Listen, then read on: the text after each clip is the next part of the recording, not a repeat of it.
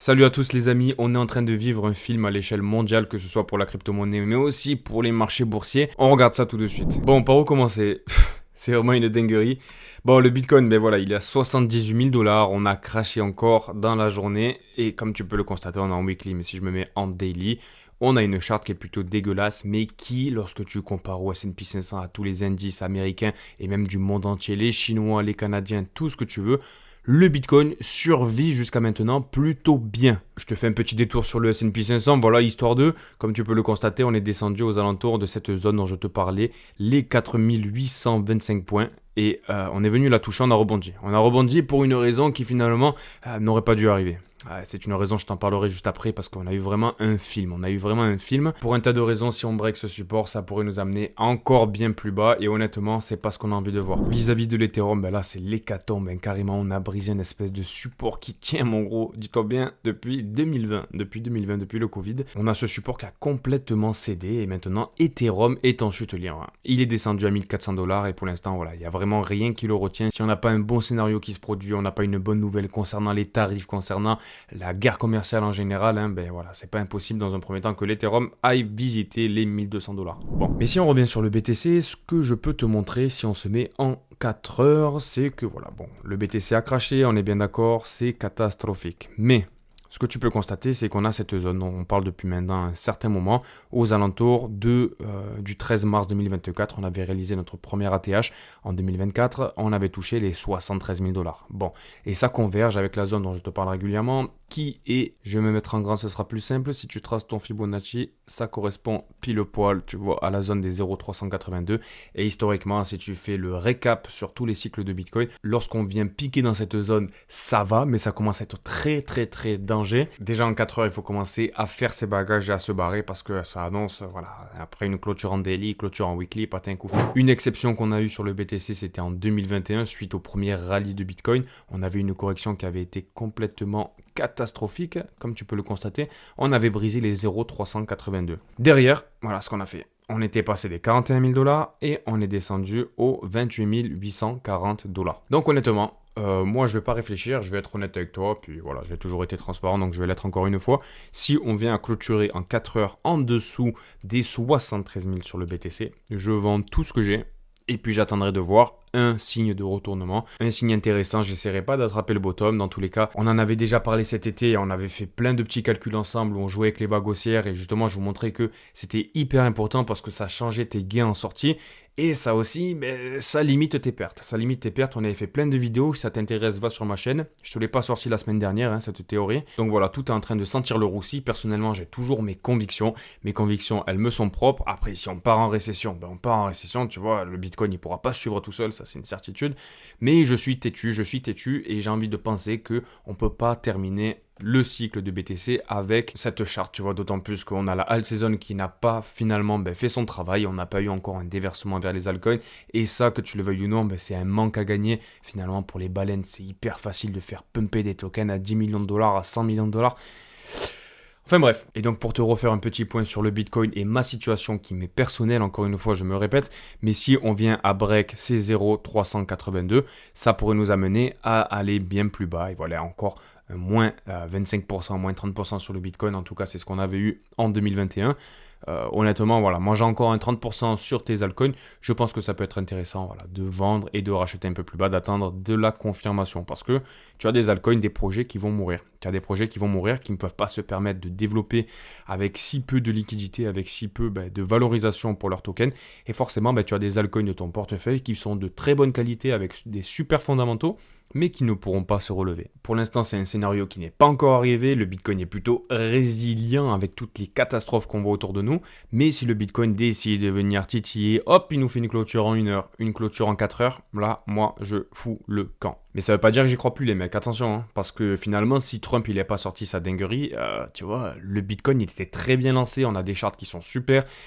Enfin, Voilà, si vous me suivez depuis un certain moment, vous savez que on avait plein de paramètres, plein de métriques qui nous amenaient à converger vers une date de rebond, une date où on pouvait avoir une nouvelle jambe haussière sur la crypto-monnaie. Et toi-même, tu sais, hein, si tu as vu mes dernières vidéos, on a vu plein de paramètres ensemble. Et du coup, face à ce crash de marché, face à cette crise économique qu'on est en train de vivre, parce que ça y est, on peut appeler ça un crash, on a dépassé des niveaux, on va pas aller voir tous les paramètres ensemble, mais le VIX, il est monté à des niveaux supérieurs à ceux du Covid. On a eu une charte qui reflète l'anxiété qui a dépassé celle de 2008. Donc bon, un point positif qu'on pourrait avoir, ça serait d'avoir une baisse des taux ou alors du quantitative easing, autrement dit de l'impression monétaire faite par la Fed qui permettrait de relancer, de rebooster les marchés et donc finalement de faire un rebond, un V-bottom, ce qu'on appelle aussi sur le S&P 500. Et comme tu peux le constater, d'un point de vue probabilité, on a les probabilités qui augmentent d'avoir une baisse de taux d'intérêt pour la réunion du 7 mai 2025. Donc de toute manière, si la Fed ne fait rien du tout, qu'elle reste finalement passive vis-à-vis de ce qui est en train de se passer, là on part pour un sérieux bear market, un bear market comme on a pu le voir en 1987, en 2008, si la Fed décide d'intervenir avec des baisses de taux d'intérêt drastiques ou alors du QE, honnêtement je pense pas que ça va arriver parce qu'on n'a pas vraiment, tu vois, une maladie pour trouver un prétexte ou alors une guerre ou alors des grandes banques qui feraient faillite. Pour l'instant on n'a pas encore ça. Alors peut-être que dans les heures qui viennent, peut-être que demain on va avoir des grosses banques ou alors ils vont trouver une nouvelle maladie qui va être transmise par un Chine du Pakistan, hein, qui serait venu potentiellement aux États-Unis, qui aurait transmis une fièvre, voilà, qu'on peut pas guérir, boum, on imprime. Ça arrivera pas du jour au lendemain. Et bon, pour te reprendre les choses dans l'ordre, ce qui s'est passé dans un premier temps, voilà, on sait que la Chine, ils ont annoncé eux aussi des taxes supplémentaires à ce qu'ils appliquaient déjà aux États-Unis. Trump a dit quoi? A dit c'est complètement ridicule, je te montrerai après le tout si ça t'intéresse. Mais du coup, si la Chine continue et persiste à en plus mettre des taxes qui sont ridicules, les États-Unis vont appliquer 50% de plus que ce qu'ils appliquent déjà à la Chine.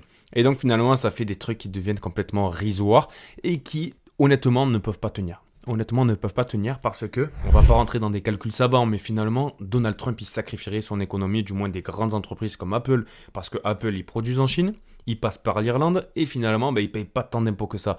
Donc déjà, si tu imposes 30% à Apple, ça va leur faire très mal. Mais bon, voilà, ils vont perdre des bénéfices, le cours va être dévalué. L'objectif de Donald Trump, ça serait que Apple produise en Amérique. Ils ont déjà annoncé 500 milliards d'investissements pour produire en Amérique, donc pour relocaliser aux États-Unis. Sauf que le temps que Apple reconstruise des usines pour reproduire aux États-Unis, ça va prendre plusieurs années. Donc d'un côté, tu as Donald Trump qui te crie dessus, et de l'autre côté, tu as la Chine, où Apple est en train de produire avec des produits chinois, qui finalement va se manger 30% plus 50% pour les produits que Apple va acheter pour construire ses iPhones. C'est pas possible quoi. Donc finalement, la solution c'est que Apple relocalise, mais ça va prendre plusieurs années et donc il va falloir qu'il y ait un battement du coup. Mais bon, du coup, il s'est passé ça. On a une rivalité maintenant entre la Chine et les États-Unis. Ça, à la limite, bon, c'est pas ce qui nous inquiétait le plus parce qu'on sait qu'il y a une grosse guerre et ça, j'ai envie de te dire, c'est déjà pricé depuis l'élection de Trump.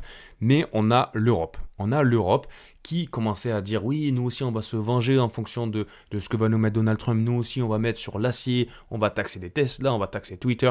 Bon, ce qui s'est passé c'est que Van der Leyen, comment on peut l'appeler pour rester un peu poli et pas se faire bannir, on va l'appeler Ursula von der Leyen, qui annonce que l'Union Européenne, du coup, a proposé des accords de zéro tarif contre zéro tarif. Donc, grosso modo, c'est donnant-donnant. Ils proposent une zone de libre-échange où il n'y aura pas de frais de taxes douanières, finalement, et l'Europe fera pareil en contrepartie pour apaiser les tensions commerciales. Donc ça, tu vois, super nouvelle, ça a été super bien pris par le marché. Derrière, Donald Trump, il nous a bombardé de tweets, il a même annoncé Jérôme Powell a baissé les taux d'intérêt, il a mis un point d'exclamation et tout, le mec, il commence vraiment limite à être agressif avec Jérôme Popo.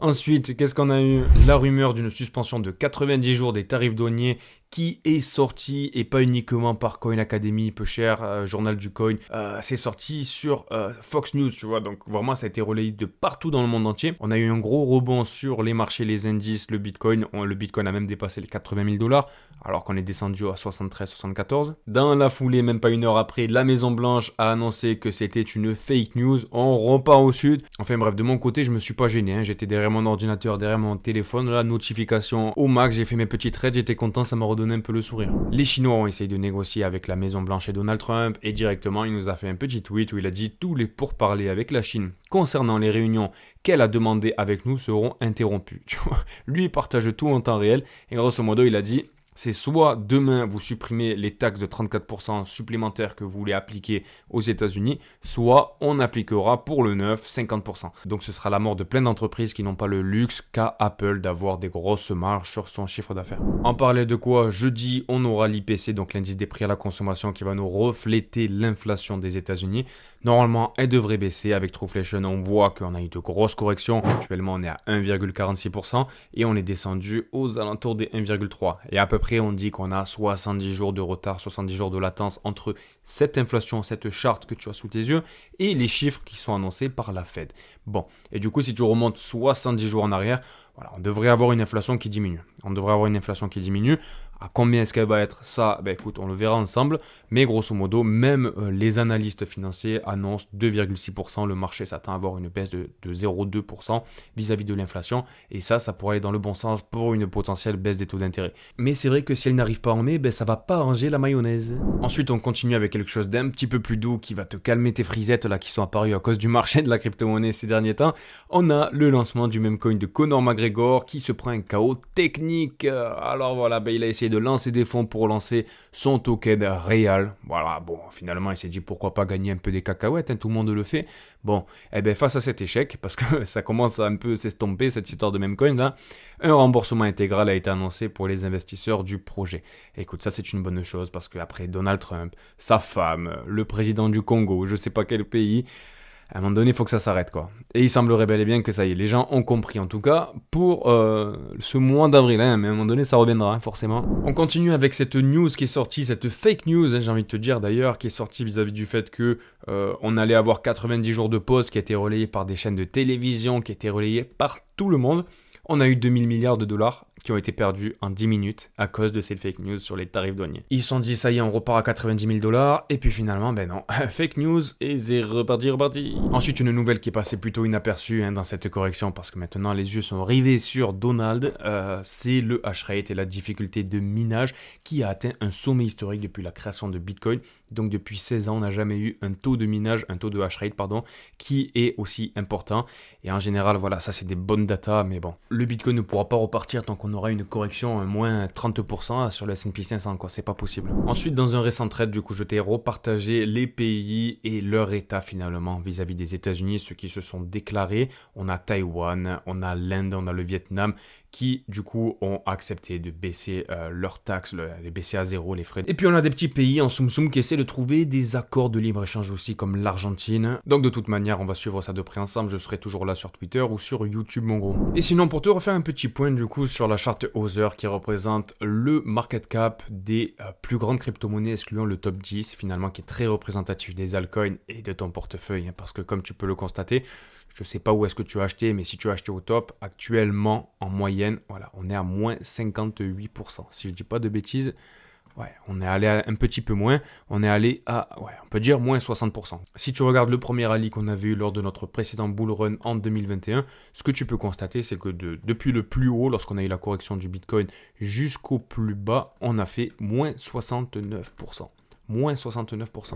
Donc toujours est-il que maintenant, il faut que la Fed elle parle, il faut qu'elle s'exprime sur ce qui est en train de se passer. Si la Fed agit, du coup, ça peut être positif, que ce soit baisse de taux d'intérêt ou alors quantitative easing. Ça risque d'être très compliqué parce qu'on n'a pas vraiment encore de prétexte, à moins qu'on ait des banques qui se cassent la gueule, qui font banqueroute. Là, on aurait un prétexte pour mettre des billets sur la table. D'un autre côté, ce qu'il faut aussi regarder les mecs, c'est les agissements de Donald Trump avec la Chine. Ça, on ne sait pas pricer par le marché et du coup, si on a un accord entre les deux pays, là, ça pourrait être bullish. D'un autre côté, on a l'Union européenne. On parle de libre-échange. Ça n'a pas encore été accepté avec Donald Trump parce que lui, il voulait même de l'argent de la part de l'Union européenne. Il a même parlé en fait de libre-échange et que l'Union européenne donne de l'argent aux États-Unis. Bon, tu l'as compris, on a plein de choses à regarder de toutes les manières sur la crypto. Bref, je serai là pour toi, mon gros, donc n'hésite pas à t'abonner si tu n'es pas abonné. Ensuite, je fais une petite dédicace au gagnant de la tombola qui a gagné 100 $ grâce à ZoomX. L'idée, elle était vraiment simple, c'était de se créer un compte et de déposer une petite cacahuète sur son compte ZoomX en utilisant mon lien qui est en description de cette vidéo. Faites attention à bien utiliser mon code de parrainage. Et juste ce fait-là, même si tu te sers pas de l'argent, même si tu fais pas des grands trades, ça te permet d'être éligible et de participer à un gain de 100 $. On est en train de discuter avec ZoomX pour mettre un petit peu plus. De toute manière, on va faire ça régulièrement. Et puis voilà, si tu as envie de ton côté, et fais vraiment très attention à toi, hein, avec les prochaines paroles que je vais te dire, de faire des petits trades avec toute la volatilité qui est en train de se passer, ZoomX, ce qui est intéressant, c'est que tu n'es pas KYC, donc tu n'es pas tracé comme Binance, comme Coinbase, comme tous les grands acteurs de la crypto-monnaie. Là, tu mets ton adresse mail, tu t'inscris en 2 secondes, c'est très bien, c'est rapidos, c'est chouette. En parallèle de quoi, si tu t'inscris aussi via mon lien, ils font des petites roues là que tu peux venir tourner tous les jours et ça peut te permettre de gagner du coup un voyage à Miami pour aller voir une marque de Formule 1 avec lesquelles ils ont fait un sponsor. Cette marque, elle s'appelle HAS. Et voilà, il va y avoir plein de choses à Monaco. Je vais essayer, si je suis invité, hein, on va voir comment se passe le marché, de prendre quelqu'un avec moi de la crypto brève. Il y a des anciens, il y a des reporters de guerre. Force aux gagnants de la tombola et c'est reparti, c'est reparti. Bon, tout ceci étant dit, mon gros, prends soin de toi. Essaye d'aller faire du sport, essaye de passer du temps avec ta famille, surtout les week-ends. Essaye de te déconnecter des machines. De toute manière, moi, je suis là à 5h du matin, comme tous les jours, tu le sais. N'hésite pas à me laisser un petit like et un commentaire pour me donner la force avec l'algorithme. Bisous, ciao ciao.